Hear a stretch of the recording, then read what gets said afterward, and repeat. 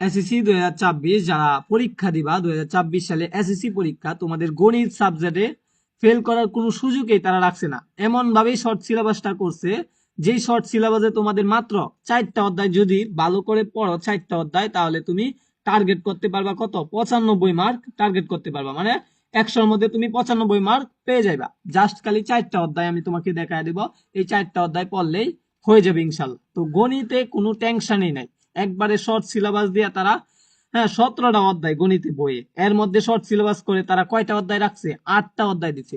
দ্বিতীয় অধ্যায়, তৃতীয় অধ্যায়, 11তম অধ্যায়, এটা রাখছে খ বিভাগের জন্য। এরপরে খ বিভাগের জন্য রাখছে 8ম অধ্যায় এবং 7ম অধ্যায়। এরপরে ঘ বিভাগের জন্য রাখছে 16 অধ্যায় এবং 9ম অধ্যায়। এরপরে ঘ বিভাগের জন্য রাখছে 17তম অধ্যায়। তো এই 4টা বিভাগ থেকে তুমি মাত্র 4টা অধ্যায় পড়বা। 4টা অধ্যায় পড়লে তুমি 5টা প্রশ্নের উত্তর দিতে পারবা। সৃজনশীল 5টা প্রশ্ন উত্তর দিলে তুমি 50 মার্ক এখান থেকে পাওয়া গেল সৃজনশীলে। এরপরে তুমি 10টা প্রশ্ন উত্তর দিতে হবে, সংক্ষিপ্ত প্রশ্ন, 20 মার্ক এখান থেকে পাওয়া যায়। এই 4টা অধ্যায় পড়লে এখান থেকে 4টা কমন পড়বে, যেহেতু 15টার মধ্যে তুমি যে কোনো 10টা উত্তর দিতে হবে এবং এমসিকিউ এখান থেকে কমন পড়ে যাবে।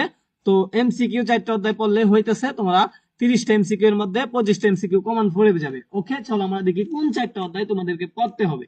তো আমি তোমাদেরকে যদি যে অধ্যায়গুলা বলি, সেই অধ্যায়গুলা তোমরা মনোযোগ সহকারে নোট সহকারে পড়ে ফেলো, যাতে পরীক্ষায়, হ্যাঁ, 100-র মধ্যে 95 মার্ক পেয়ে যাও। চলো আমরা দেখি সেট ও ফাংশন, এরপরে বীজগণিতের রাশি, এরপরে বীজগণিতের অনুপাত ও সমানুপাত। 3টা অধ্যায়, 3টা অধ্যায় থেকে 3টা অঙ্ক আসবে, যে কোনো একটা অধ্যায় পড়ো। তুমি মনে করো সেট ও ফাংশন পড়বা, সেট ও ফাংশন পড়ে তুমি কি করবা? ভালো করে পড়বা, যাতে সেট ও ফাংশন থেকে একটা সৃজনশীল আসবে, একটা প্রশ্ন তুমি দিয়ে দিতে পারো, এখান থেকে 10 পাওয়া গেছো।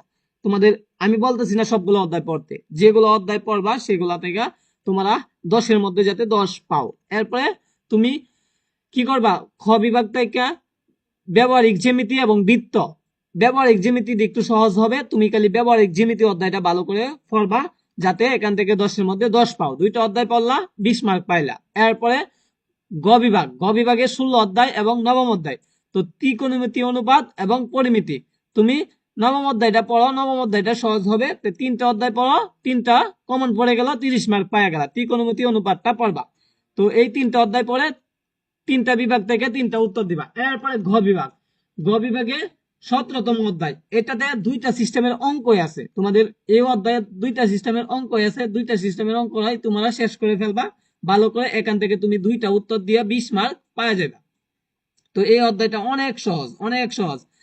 এখান থেকে মনে করো 2টা অঙ্ক তুমি দিয়ে দিলে 20 পাইলা, আর 3টা অধ্যায় পরে 30 পাইলা। 50 মার্কের সৃজনশীল কিন্তু এই 4টা অধ্যায় পরে তুমি কভার করতে পারবা। তোমাকে বলা হবে যে খ বিভাগ, খ বিভাগ, গ বিভাগ, ঘ বিভাগ, এই 4টা অধ্যায় থেকে একটি একটি করে যে কোনো 5টি প্রশ্নের, হ্যাঁ, 5টি সৃজনশীলের উত্তর দেওয়ার জন্য তুমি কোন 4টা পড়বা? সেট অফ ফাংশন, ব্যবহারিক জ্যামিতি, তারপরে ত্রিকোণমিতি, অনুপাত, এরপরে পরিসংখ্যান। এই 4টা অধ্যায় এমন ভাবে পড়বা যাতে 1 মার্কও কাটা না যায়, ফেল করার তো কোনো সুযোগই থাকছে না যদি এই 4টা অধ্যায় পড়ো। পরিসংখ্যান তো 20 পাইলা, হ্যাঁ, আর তুমি পাস করার ইচ্ছা থাকলে জাস্ট খালি পরিসংখ্যানটা পড়লেই এখান থেকে 2টা দিয়ে দিলে তুমি পাস করে ফেলবা।